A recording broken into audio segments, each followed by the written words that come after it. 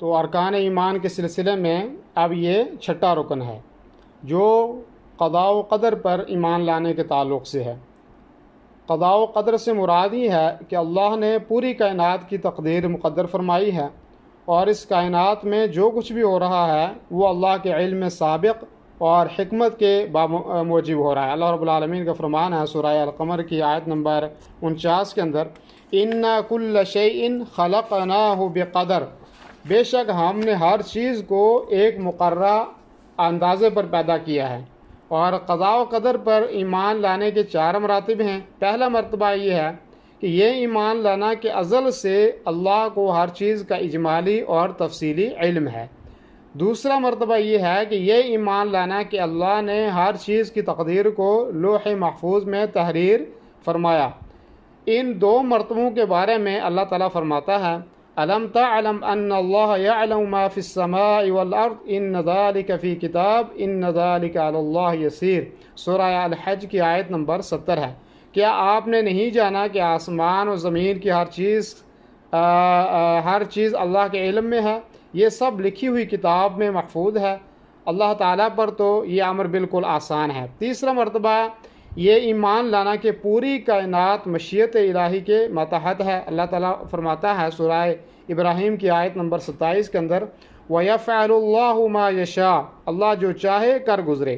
اسی طرح اللہ رب العالمین سورہ القصص کی آیت نمبر 68 کے اندر فرماتا ہے، وَرَبُّكَ يَخْلُقُ مَا يَشَاءُ وَيَخْتَارُ، آپ کا رب جو چاہتا ہے پیدا کرتا ہے اور جس سے چاہتا ہے چن لیتا ہے۔ اسی طرح اللہ رب العالمین سورہ الانسان کے اندر آیت نمبر 30 کے اندر فرماتا ہے، وَمَا تَشَاءُونَ إِلَّا أَن يَشَاءَ اللَّهُ إِنَّ اللَّهَ كَانَ عَلِيمًا حَكِيمًا، اور تم نہ چاہو گے مگر یہ کہ اللہ تعالیٰ ہی چاہے، بے شک اللہ تعالیٰ علم والا باحکمت ہے۔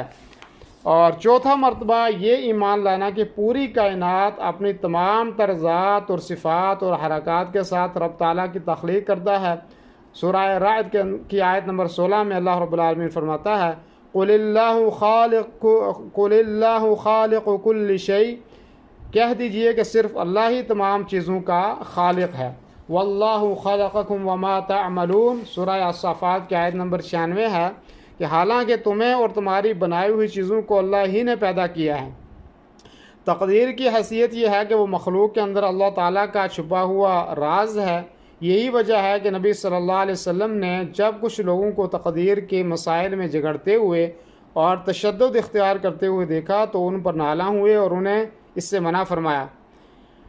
اب قضاء و قدر پر ایمان لانے کے ثمرات اور فوائد کیا ہیں؟ نمبر 1 یہ ہے کہ اسباب کو اختیار کرتے ہوئے اللہ تعالیٰ پر توکل اور بھروسہ رکھنا، کیونکہ سبب اور مسبب دونوں ہی اللہ کی تقدیر اور فیصلے سے انجام پاتے ہیں۔ نمبر 2 دلی سکون اور اطمینان قلب کا حصول، اور اس انسان سے زیادہ کسی کی زندگی خوشگوار، راحت رساں اور اطمینان بخش نہیں ہو سکتی جو قضاء و قدر پر ایمان رکھتا ہو۔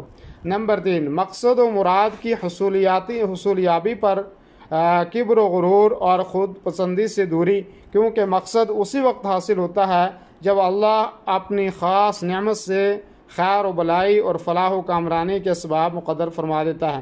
اس لیے بندہ کو اپنی کامیابی پر خود پسندی میں مبتلا ہونے کے بجائے رب تعالیٰ کا شکر گزار ہونا چاہیے۔ نمبر 4 جب مقصد پورا نہ ہو سکے یا کوئی ناپسندیدہ چیز واقع ہو جائے تو اس سے بے قراری و بے سکونی کا شکار نہیں ہونا چاہیے، کیونکہ اللہ کی تقدیر اور اس کے فیصلے سے ایسا ہوا ہے۔ جو آسمان و زمین کا مالک ہے، اللہ جو مقدر کر دے اس سے لا محالہ واقع ہونا ہے، اس لیے اس پر صبر اور احتساب اجر سے کام لینا چاہیے۔ یہ ایمان کے تمام ارکان جو ہم نے ذکر کیے ہیں وہ علامہ محمد العثیمین رحمہ اللہ کی کتاب عقیدہ اہل سنہ والجماعت سے ماخوذ ہیں۔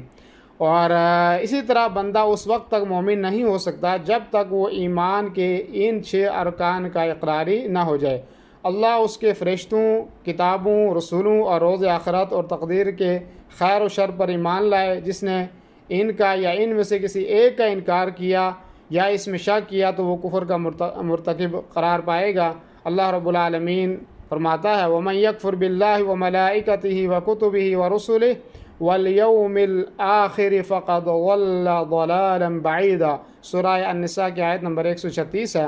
جو شخص اللہ تعالیٰ سے اور اس کے فرشتوں سے اور اس کی کتابوں سے اور اس کے رسولوں سے اور قیامت کے دن سے کفر کرے وہ تو بہت بڑی دور کی گمراہی میں جا پڑا۔